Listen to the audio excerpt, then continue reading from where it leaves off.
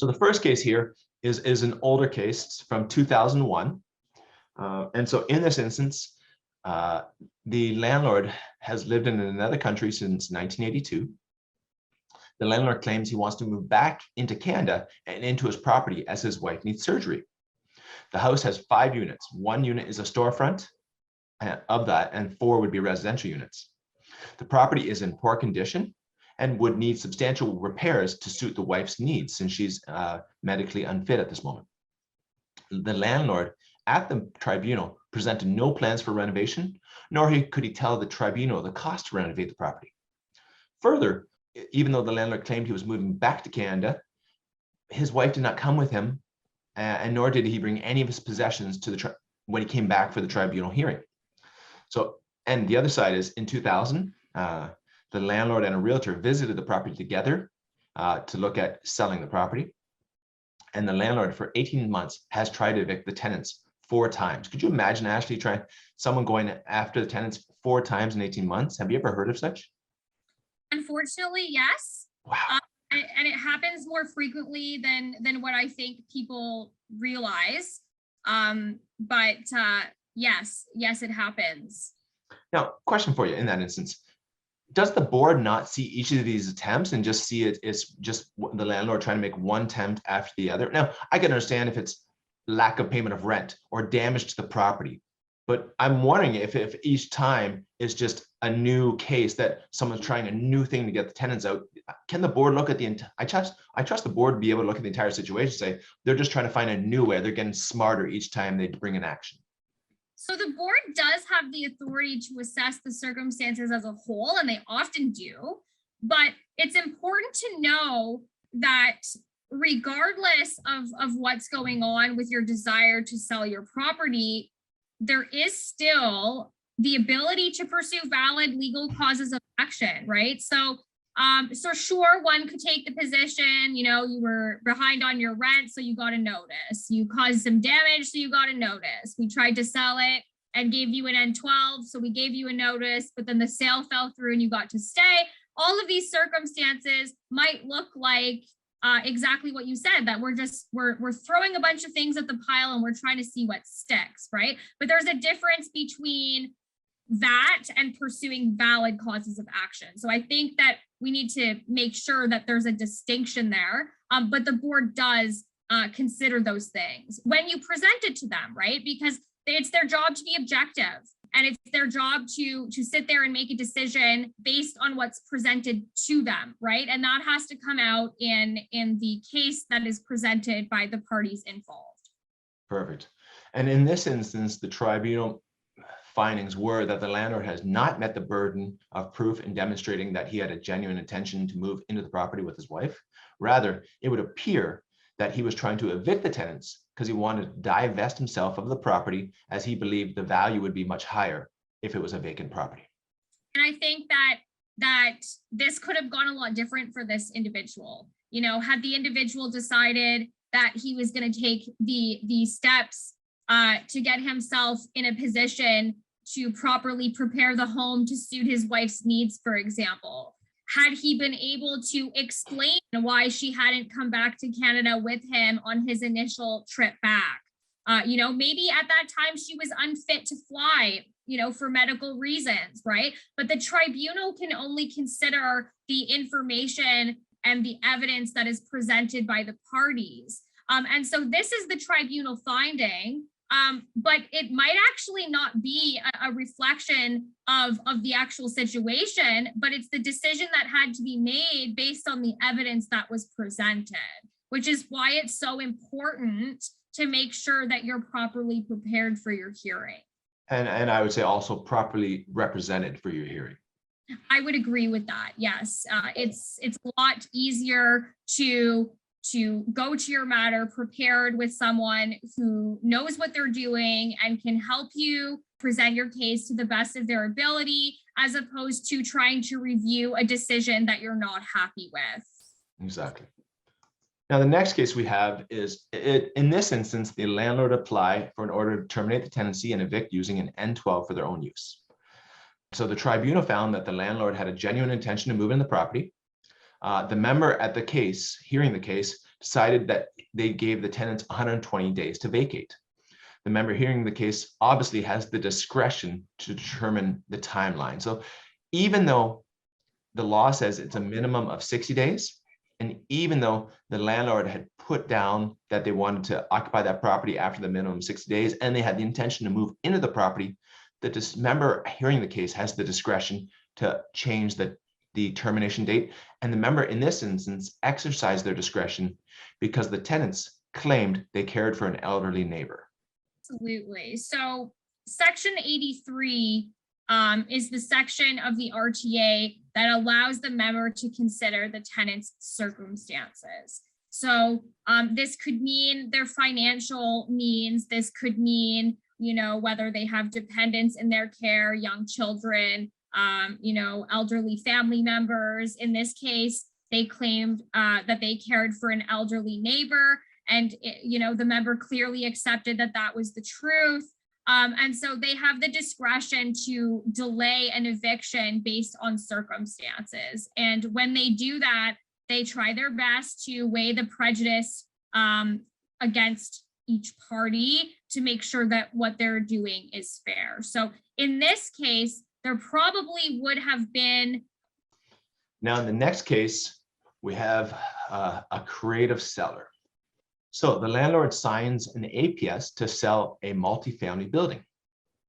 The building currently has 3 tenanted residential units, but a 4th unit was vacant and had recently, in the last 12 months, been converted to storage.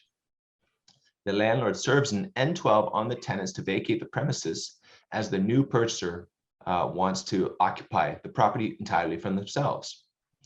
The tribunal finds that section 48 of the RTA and section 49 of the RTA do not apply because this is a multifamily building with more than 3 units. Even though that 1 unit has been converted to storage, it was a residential unit, and it was only converted into storage because the landlord wanted to fall under section 48 or section 49 of the RTA. So in that case, the landlord was not acting in good faith. So we see this fairly often, and sometimes it is people that are acting in bad faith and they're trying to find a loophole, so to speak, a way to make the legislation apply to their situations. But mistakes like this can also very easily happen if you don't know what you're doing. And so if you're using the wrong form or you're checking off the wrong box, it's very easy to end up in a situation where you go to a hearing and the member feels that you've tried to abuse the process. So another reason why it's so important to make sure that you have the help that you need. Now, the next case is an interesting one. In this instance, the landlord signed an APS to sell the property. The landlord served the N12 as the purchaser claimed they intended to occupy the property. The tenant, however, had been consistently late on rent and had not paid for the previous 6 months. At the hearing, the tenant submitted advertisements that were on a website offering the property for rent. The landlord claimed that the advertisements were there since 2018. So if you obviously look at the date on this case, it's 2020. And then the landlord claimed that the website had not been updated. The landlord's realtor claimed the same, saying that they had forgot to update the website. The advertisements had listed the realtor's office as the brokerage for the listing. At the time of the tribunal, the advertisements had been removed and the closing date obviously had been extended several times as the tenant refused to vacate. After looking at the situation, the tribunal found that the purchaser did have a genuine intention to move in the property. I find this interesting. The tenant's claim and evidence that someone is listing the property for rent, the tribunal found that there's no evidence that it was the landlord, the purchaser, or the landlord's realtor that was listing the unit for rent, even though it was the realtor's brokerage that had listed the unit for rent. It was the exact same brokerage as the realtor. The fact that the rental brokerage is the same is not sufficient evidence to contradict the purchaser's testimony that they were moving into the property. So Ashley, I have a question for you. Do you think it was because the tenant was consistently late on paying rent and had not paid rent for 6 months? That's what this case turned on. shouldn't have.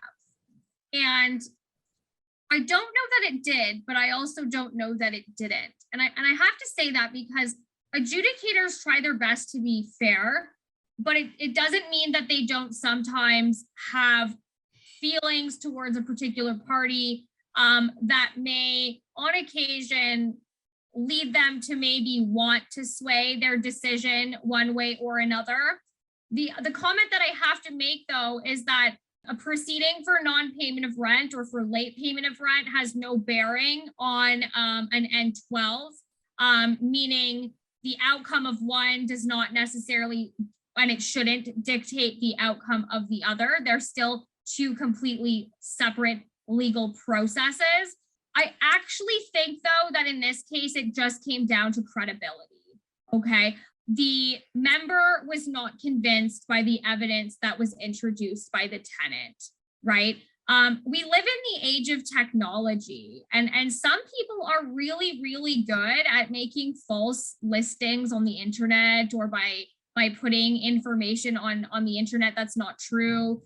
There are lots of websites like on the Google, for example, where you can go and edit a business's Google listing without even having to work there, or you can notify Google that the information is wrong and suggest an update even if you don't work there.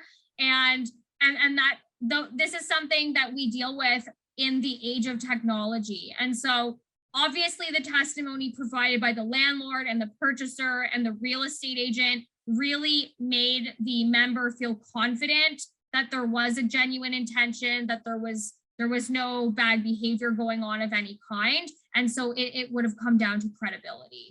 Okay, perfect.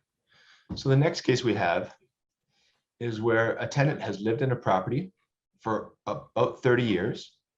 And it's a 5-bedroom home. And over the course of that 30 years, the property has sold twice. The landlord purchased the property about 20 years ago. Now, obviously, this is a 2019 case. The landlord moved into the property 10 years ago. The landlord's mother and sister also live in the property. The parties have contentious relationships, and the landlord feels they can no longer live together. The landlord serves an N12 claiming that he requires the property for their sole use and the mother's sole use. The tribunal found that the landlord's evidence was contradictory and inconsistent. The tenant did not share a kitchen and a bathroom with the landlord at the start of his tenancy. That's an important fact. They did not share a kitchen and bathroom at the start of the tenancy. And so the board held that the landlord cannot unilaterally change the nature of the rented premises by moving into the premises after the commencement of the tenancy. So the landlord's application was dismissed because he failed to establish in good faith that he required the property on his own. This is actually probably my favorite case study in this entire presentation. I know that when we were getting our information together to get ready to present, this was one that jumped up at me specifically because I happened to come across it as an article in the Sudbury Star. And that really made me go and look further into it. So we talk about the covenants of a tenancy and how you keep the tenants you inherit on those same terms. And you spoke about that, Geoff, and I briefly touched on it as well. And it's so important. So it looks like this property owner decided to get creative. And while we'll talk about the sections where the RTA wouldn't apply and those circumstances a little bit later in our presentation today, it appears like this person tried to make changes to the rental agreement to remove it from being a tenancy that was covered by the RTA, and the member just saw right through that. And so they dismissed the application. Yeah, definitely. It was definitely an interesting case to see it in the newspaper. Now, the next case, in this instance, the landlord signed an APS once again to sell the property. The landlord served the N12 as the purchaser's son intended to occupy the property. The son was living with the mother, the purchaser, after a recent separation. After the tenant vacated, the property was renovated. During the renovations, the mother and son had an argument. The son did not subsequently move into the property, and the property has subsequently been re-rented. The tenant brought what's called a T5 application, And that's an application where they're claiming that the landlord gave notice of termination in bad faith. The tribunal findings were that the N12 was served with a genuine intention. The purchaser's evidence was credible and convincing. The son was supposed to move in, but the fact that they had an argument and the son and the mother actually weren't even talking. So at the tribunal, the son and the mother were still not talking. And a contractor who was at the property at the time testified that he witnessed the argument between the mother and son. So this is a situation where there's been clearly a material change in circumstance from the time the notice was served and the tenant left the unit and for everything that happened after. So I frequently have clients that say to me, well, what if something happens and I can't actually live there for a year? That's okay, but there needs to be a reason that you couldn't live there for a year. And you need to be able to demonstrate that your intention was to live there and that somewhere along the lines, something happened and it caused things to change and that there wasn't any ill intent behind it. And so this is what happened here. There was an argument which very clearly changed things between the mother and son, and he decided that he was not going to move in. And the tenant decided that they were going to look for recourse because it is an option available to tenants. But in this case, the member just agreed that the circumstances had changed and there were no malicious intentions. This could have gone a lot differently, though, if the evidence provided by the parties would have given any inclination about any bad behavior or any attempts to go around the RTA. So yeah, and I think this case really pivoted on the contractor's testimony, I would believe, because the contractor was the one that actually gave witness evidence that they actually saw the argument, and it was not something that the purchaser was just creating in order to win a case.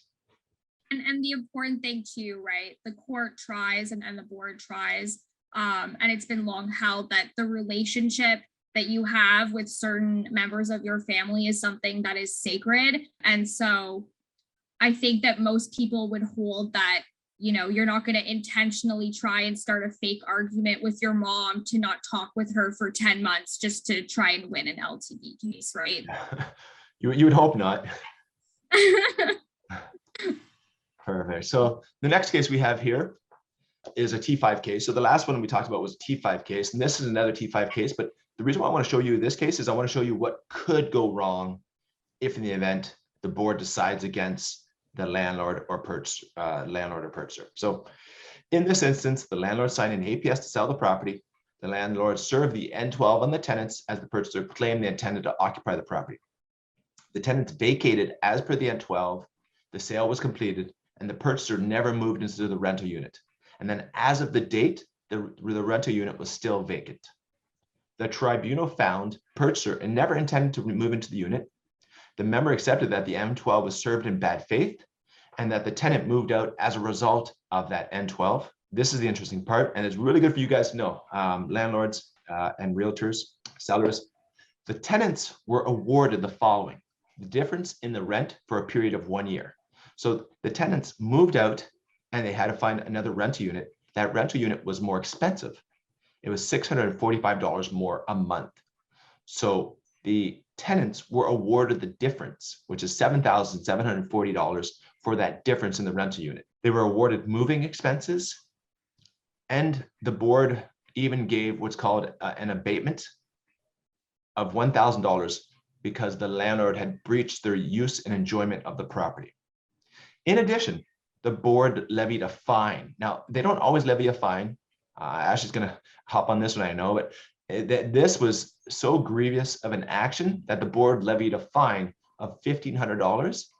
And if that fine is unpaid, it's going to affect any future applications by the landlord. All right, Geoff, I'm going to jump in on that one. So administrative fines are something that the board reserves for situations where parties have behaved in a way where they've just completely disrespected the act, the other party, the board itself. And this was a case where they determined that that was in order. There were several factors that played into that. The testimony was inconsistent.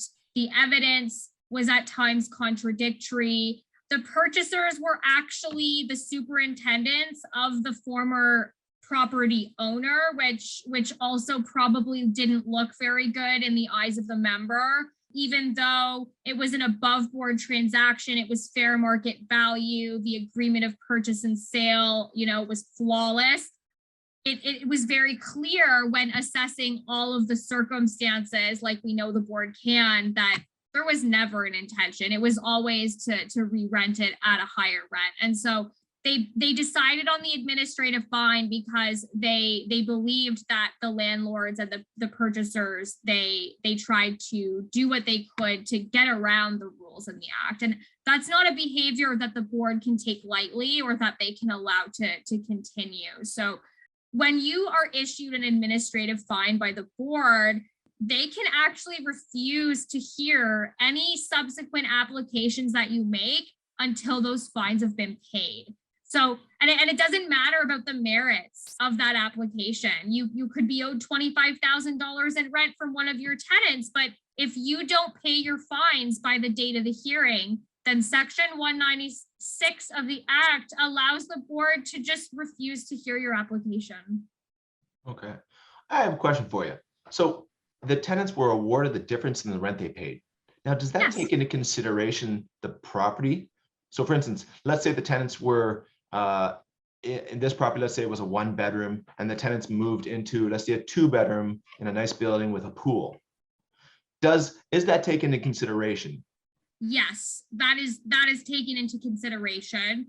Also, market value changes are taken into consideration, right? So when you hear that the tenants had to spend $645 more per month on rent, your first thought might be that, oh my goodness, they went and got something that's way better. And then that's not necessarily the case. So the member would be asking questions about the differences between the previous unit and the new unit. So, the other one was 15 minutes away from where you work.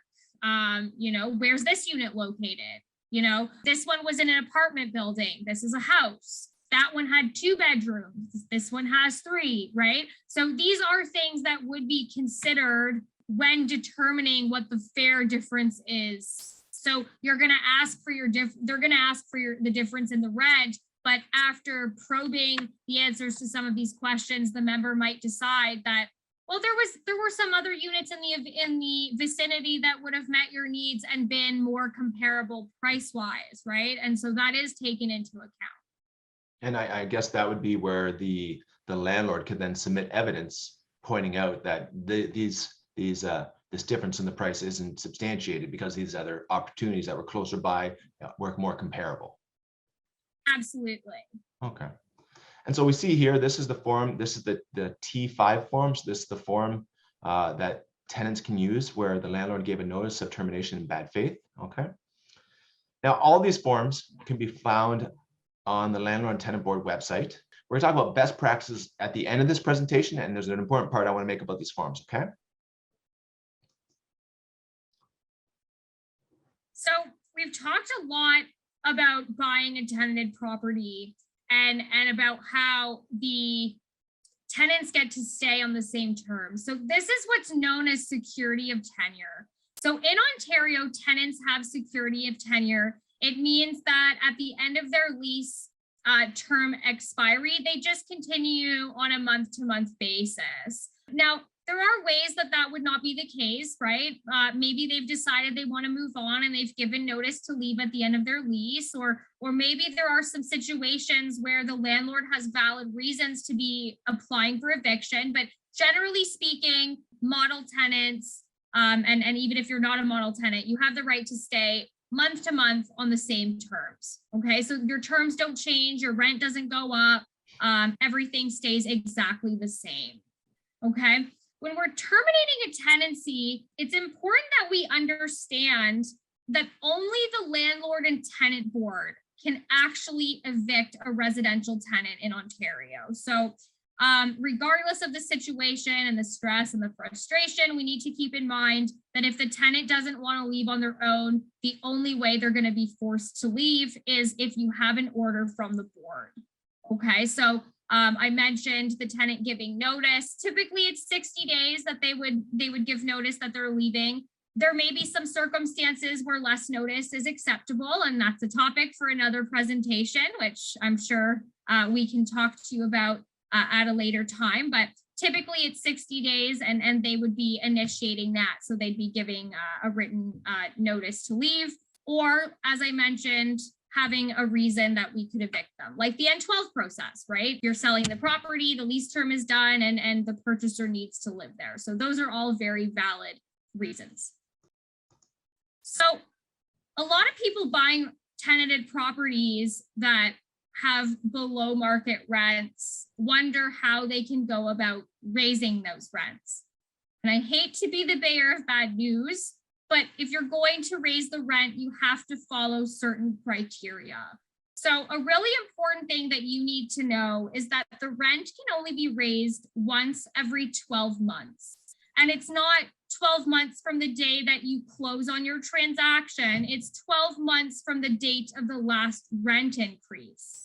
Tenants are also required to be provided with proper written 90-day notice. There's a board-approved form that you can access on the website. It's called an N1, and this is the proper form to be used to let the tenant know that you're going to be raising their rent. The other important piece of information is that there's actually a rent increase guideline in effect in Ontario, and this is something that is published and updated on an annual basis, and it establishes the maximum amount that the lawful rent can be raised for an existing tenant.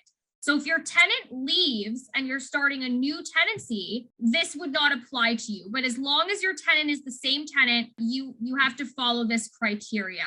Now, there are residential units that were not used as residential units before November of 2018, and these units are not rent controlled, okay? So there is no guideline applicable. However, you still have to give the tenant 90 days notice, you still have to use the proper form, and you still have to wait 12 months between increases. There are circumstances where you would be allowed to raise the rent above the guideline increase. And the Act provides that these are very specific circumstances. So if as a landlord, you've had to incur a very significant capital expenditure, then it would be okay for you and your tenant to agree to raise the rent. Okay, maybe you have decided that you're going to provide a new service to your tenant in exchange for more rent. So maybe you're going to install a pool in the common area of your building, and this would be a good reason that the tenant would want to pay more rent. But it's important that you understand that if you're trying to raise the rent above the guideline and you can't get the tenant's consent, then you have to make an application to the board to get approval, okay? The pandemic, we've spoken about that briefly as well. It affected rent increases. So COVID was raging through our communities, and in response, the government did enact legislation to bring the guideline to 0%. This basically created a rent freeze period for 2021. And they also made sure that the language that they used had units typically exempt from the guideline included in that rent freeze period. So for 2021, you could not raise the rent in Ontario. I want to talk to you about rent discounts. There's only specific criteria and circumstances where you would want to be giving discounts. And you would want to make sure that if you're going to give a discount as a new landlord, that you know that you need to meet the prescribed conditions. Okay, so a discount in rent at the beginning of or during your tenancy that consists of up to 3 months rent in any 12-month period is valid if it's rent-free periods and it meets the prescribed conditions, which I'll talk to you about in just a moment. The total amount of a written discount provided during the first 8 months of a 12-month period should not exceed the rent for 1 month, okay? So the total amount of a discount provided in the 12-month period does not exceed the rent for 2 months, okay? So whatever your lawful rent is times 2. If the discount that is provided is done in the first 7 months of the 12-month period and it doesn't exceed rent for 1 month, or any discount that is provided in the last 5-month period and it's provided in only one of those months and does not exceed rent for 1 month. Okay, so these are the appropriate rent discounts criteria to follow, and you run the risk of permanently altering your lawful rent if you don't follow this criteria, which is also the topic for perhaps a future presentation. Contracting outside of the RTA is something that we say when we're talking about parties that try to get creative and come up with agreements that would have clauses that are not valid under the RTA. So they contradict the terms of the RTA. So it's very important that it be understood that if there's a provision in your agreement that contradicts the RTA supersedes. And so that portion of your agreement would be null and void and of no force and effect, okay? So for example, agreeing that you're going to raise the rent by $500 in a month and you didn't have a capital expenditure or anything like that, that would be against the RTA. When we talk about circumvention of the RTA, we talked about this in some of the case studies that Geoff presented. And it's basically when a party tries to do things to go around the rules in the RTA. And this is something that the board takes seriously, and you can be subject to penalties. In the case study that Geoff just spoke to us about previously, this was the case. There was even an administrative fine because the party behaved in such an egregious way. Something you need to understand as a purchaser or a seller or someone who's about to become a new landlord is that you are responsible for the behavior of the people that you have under your employ. I'm talking about superintendents and staff, but I'm also talking about your real estate agents. You can be held responsible by the board for the behavior of these individuals. So if you are entrusting people to help you manage, you want to make sure that your tenants are being treated with the utmost respect, okay? Tenants do have recourse if they believe that their rights are being violated. There are several tenant applications that they have at their disposal, not just the T5 like we spoke about briefly. And so you really want to make sure that you're taking that into consideration, because a seller and a buyer can be named on a tenant application. Thanks, Ashley. Now, all these updates that's Ashley of the law that Ashley has shown to you is very important, because Ashley and I have been working together for a bit now. And what's happened is, as I mentioned, I'm a real estate lawyer, but I refer to Ashley, I defer to Ashley on landlord and tenant cases. So I had a case that came into me, and right away I flipped it forward to Ashley and said, Ashley, have a look at this. And in this instance, it was a case where a real estate agent tried to get creative. So Geoff, when you sent me this case, I was kind of blown away. It wasn't something that I see frequently, because most people try to make sure that they're within the parameters of what the RTA allows. So this was a case where Geoff's clients were buying their first property that was an investment property. And so they didn't have any experience being landlords. And so the tenant that was already living in this property had been there since approximately 2019 in August. And in or around September of that same year, the tenant was told by the seller that it had sold and that they didn't have to leave because the new owners were going to keep it as an investment property and assume the tenancy. So The closing date on that transaction was for November 8th of 2021. Okay, so at the time that that deal was negotiated, the tenant was paying $1,100 a month for their lawful rent. So the realtor got a bit creative because the market rent is quite significantly higher now than $1,100. And so they decided that if the tenancy was terminated and then a new tenancy started, that then they could charge whatever they wanted to in rent.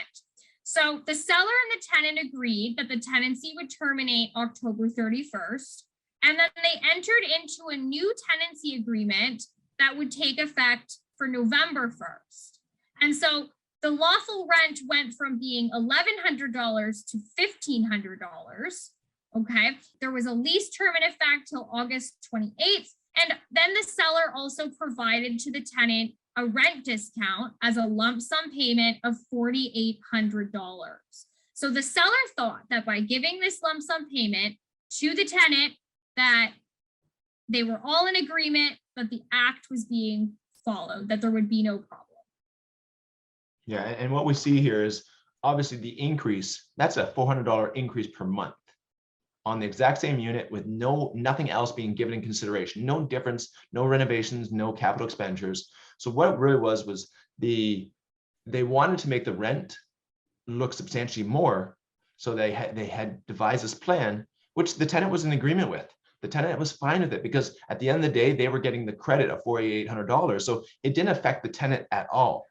But the fact was, it was outside the RTA, just because even though the tenant was agreement, the landlord was in agreement, it was still outside the RTA because it didn't abide by the rules of the RTA. So as I started looking at this case, I quickly realized that Geoff and I needed to have a conversation because we have a problem here. Okay, so when you're thinking about ending a tenancy, there's a lot more that just goes into it than signing an N11 that says the tenancy's done, we're going our separate ways, right? And so in this case, we did have the N11, but everything else that you would expect from a tenancy that's being terminated didn't happen here. So there was no removal of the tenant's personal belongings. They didn't get a moving truck. They didn't have people come and help them to take their belongings out of the unit and move them somewhere else. There was no move out inspection done to confirm, the property was empty. There was nothing left behind. It was in a good state of repair, and there was no returning of the keys. So essentially, the N11 was signed and today we're done, but tomorrow we're restarting and all the rest doesn't matter, but it does matter because there are several steps to just ending a tenancy. So we got the first part, but we just kind of skipped all the rest in this case. The other concern here is the rent increase. So I already spoke to you guys about the rules that are in effect when you're increasing the rent. And there had been another rent increase in this case within that 12-month period. So the rent had already been increased. So we don't meet that little criteria. There's no 90-day written notice that this rent is going up. Literally, the rent from October was $1,100. And then all of a sudden now in November, you're paying $1,500. That is crazy. There was no notice, so there was no board-approved form. Now, it was unclear at the time as to whether this unit would fall subject to the guideline or not. But regardless of that, it was 2021. There was the rent freeze period in effect because of COVID, which meant that rent increases were just not acceptable. And we know that parties are not allowed to make agreements that go against what the RTA says. So this was a big problem for the purchasers as well. And further on to Ashley's point, so that amount of money that was to be paid by the seller to the tenants, if you imagine, that's what Ashley was talking about previously, was a rent discount. So when I talked to you about rent discounts, we bolded some things to emphasize the standards and the criteria that had to be met, right? So the reimbursement was paid out in a lump sum period. It wasn't provided as a rent-free period over over a period of months, like the criteria says it can be.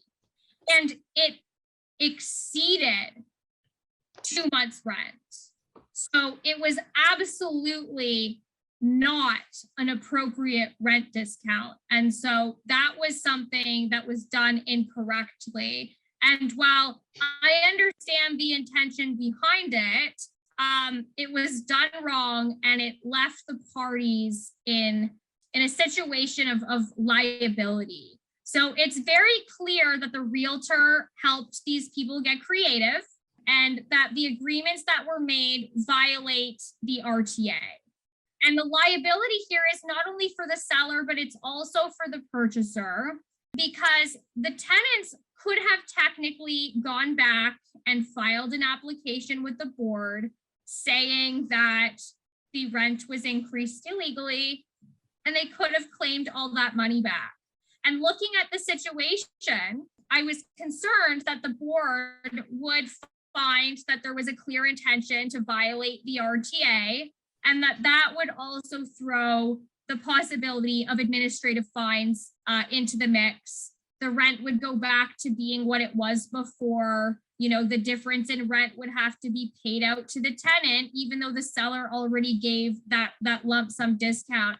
And so this was a sticky situation. And so the recommendations that were made was to let the tenant know that the tenancy would just continue on its original terms. And this was important in order to limit the liability.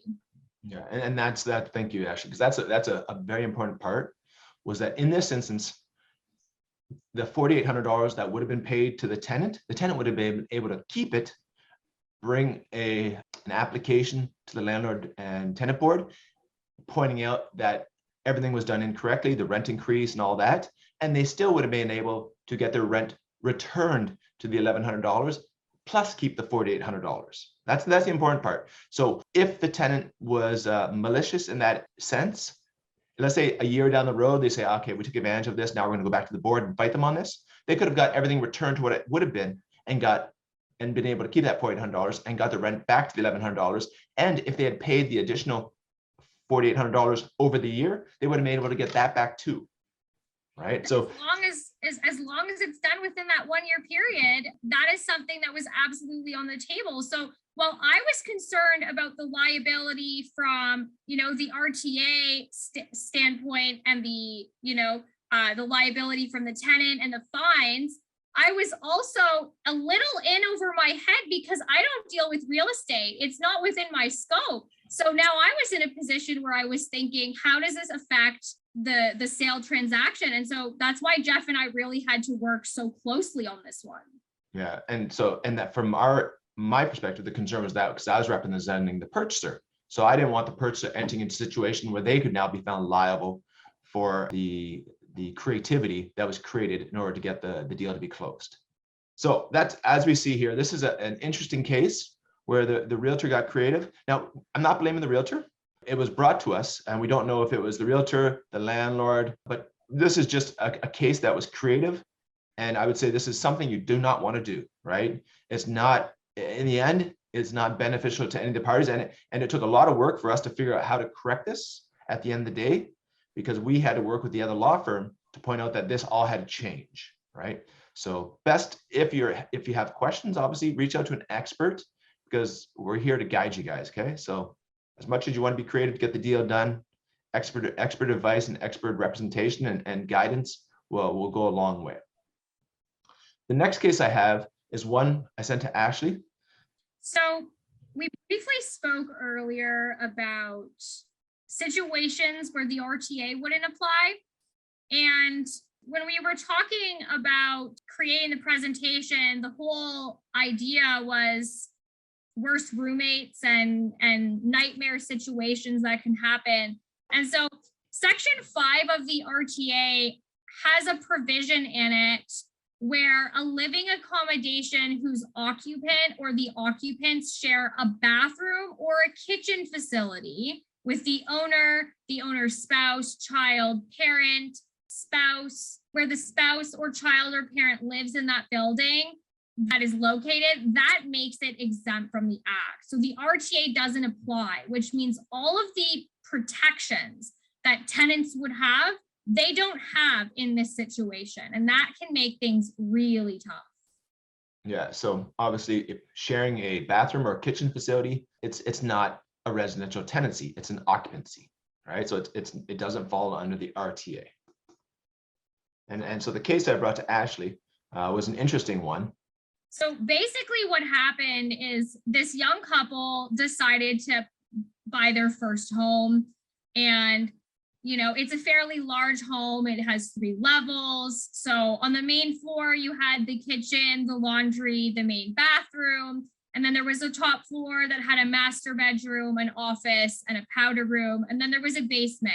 So the basement had a large living space, a bedroom, and a bathroom. So there was no separate contained units of any kind. It wasn't divided into 2 separate properties. That was not ever the intention either. And so this young couple, they bought their house, and shortly after they moved in, we'll call him Mr. H. He got a call from one of his longtime friends, and this friend of his had fallen on hard times. He needed a place to stay while he got back on his feet. And so after speaking about it with his wife, Mr. H said, well, why don't you just come in and move in with us? So the friend came in with his girlfriend, and they took the bedroom in the basement. They figured, they would have privacy. The young couple that owns the home, they have their bedroom on the top floor. So things were going to run smoothly. They were friends for a long time. So nobody thought, when this arrangement was created, that there would ever be any problems. The kitchen, the main bathroom, the laundry, the garage, the entrance, all of these things now became common areas and shared spaces. And so at first things were going okay, but then tensions in the house started to rise, and things really reached a boiling point when the friend and his girlfriend started having very disruptive arguments. There were a couple of occasions where the police had to get involved, and it was very clear that this wasn't working out anymore. Mr. and Mrs. H were uncomfortable to be living in their own home. And I mean, you can't really blame them. You're with friends that you've known for a long time. You were trying to do a kindness and help them out. Now they're arguing with each other, which was awkward enough to be kind of stuck in the middle of an argument between a couple, but it's also to the level where the police have to come to your home. Like if that's not a definition of an accommodation that's not working out, I really don't know what is. So the bad part about this whole situation is that even though it was clear that it wasn't working out, the friend refused to leave. And so the young couple tried to get the police to remove them. And the police were like, oh, no, this might be a tenancy that's covered by the RTA, so we can't help you. You need to find someone to help you, but it's not the police. Of course, and that's where the Mr. H and his wife came to me. We had a discussion, and it was determined right away. I said, you guys need to talk to Ashley. The funny thing is, the friend that refused to leave, he also got a lawyer. So the expression, he lawyered up and got a lawyer involved. So we talked about the exemption clause in the RTA. So we know that if you share a bathroom or a kitchen facility with the owner, that makes the accommodation exempt from the act. And so in this case, it was both. So both the kitchen and the main bathroom in this case are shared spaces with the owners of the property. So not only just the owners, but of course their respective spouses, right? So I got this file from Geoff, and Mr. H says to me, I don't know what we do. The police won't help us. This person won't leave. The police have to come because they argue too much. It's really uncomfortable. My wife doesn't feel comfortable in our own home. Something has to happen here. So there's an application with the board. It's called an A1. And basically, it's an application that parties can file when they need to know if the act applies. So you're either going to get an order that says, yes, this is a tenancy covered by the RTA, or you're going to get an order that says, no, this is not a tenancy covered by the RTA and we can't help you. Okay, so this was an important step in this case for a few reasons. So the police had to come a few times because of the disturbances and the people wouldn't leave. And the reason the police wouldn't help with removal is because they thought it was a tenancy.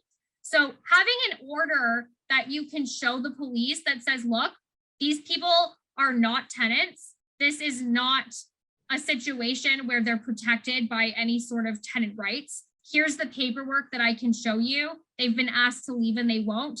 That would give Mr. H and his wife some comfort that if things really did escalate more and they had to call the police, that the police wouldn't be stuck, not being able to help them out. This also would make sure that if they still continued to refuse to leave, that there would be some sort of way to get them out.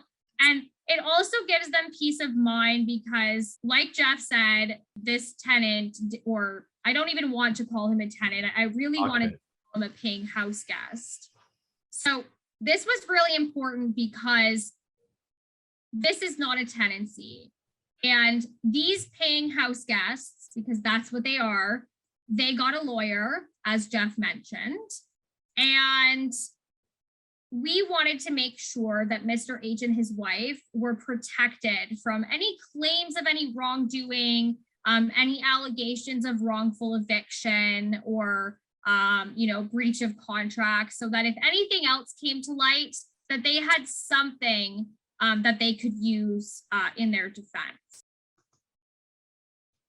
So because it's a shared accommodation, the rules of the act don't apply. So once you've made it clear to your house guest, your paid house guest, or even if they're not paying, that you want them to leave, you are allowed to have the locks changed. It's important to give them a reasonable opportunity to come in and pick up their belongings. So I think the best way to do that is to put it in writing and to make it clear, look, this isn't an arrangement that's working out. I need you to leave. I need you to be gone by this date.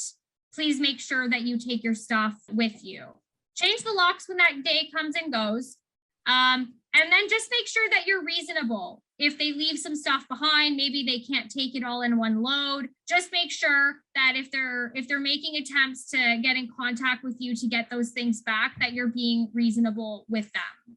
And then after a reasonable time has elapsed, whatever's left over, it's your decision what you're going to do with it. You might want to sell it. You might want to donate it or give it away. Maybe you're just going to want to throw it out. That'll be your decision to make at that time. But you should be reasonable with the person to get their stuff. Now, Ashley, what do you mean reasonable? What would be a reasonable time frame? So I think reasonable depends on the circumstances. And I mean, it's tough in these scenarios because you've already lost the friendship. Tensions are high, emotions are high, but you don't want to let that cause you to make a rash decision. So something that would be unreasonable is get your stuff in 24 hours or I'm throwing it out, right? That's a bit harsh and unreasonable. I like to have things in writing. It makes it a lot easier. I would simply recommend that you explain to the individual that, after they leave, maybe 30 days after they've left, anything that's left and hasn't been collected by that point, that you would get rid of. And I say 30 days because it allows people to make arrangements if they need to, right? And it doesn't mean you have to keep the stuff in your house. Like in this case, I would maybe recommend that if you have a garage, that maybe you could just move the person's stuff into the garage so that it's not intruding on your space, or you don't have to give them keys to your house, right? Because then you might be scared that they're just going to move back in. But you can say, look, I will give you reasonable access to collect your stuff on reasonable request. That doesn't mean that a call at 5 a.m. saying, I want my stuff is reasonable. And so it's something you kind of have to assess as it goes. Okay, so case by case. Yeah. And so I have a question. Obviously, an occupant does not all fall under the Residential Tenancies Act. Provided you're sharing a kitchen and bathroom, they are not a tenant. But in order to get rid of an occupant, do you have to get an A1? So you don't have to, because the board is not going to order an eviction of an occupant that doesn't fall within its jurisdiction. You don't have to. In this case, the decision for the A1 was made because of a few reasons. They were refusing to leave. The police wouldn't help them because there was a claim that it was a tenancy, right? And they got a lawyer and started making allegations that they were being treated unfairly or that their rights were being violated. So the decision in this case to do the A1 was really to be proactive so that if the situation continued to devolve, that there were options. And we obviously see that this hearing is scheduled for later this month. As you point out here, it's expected that an order will be issued confirming that the RTA does not apply in this instance.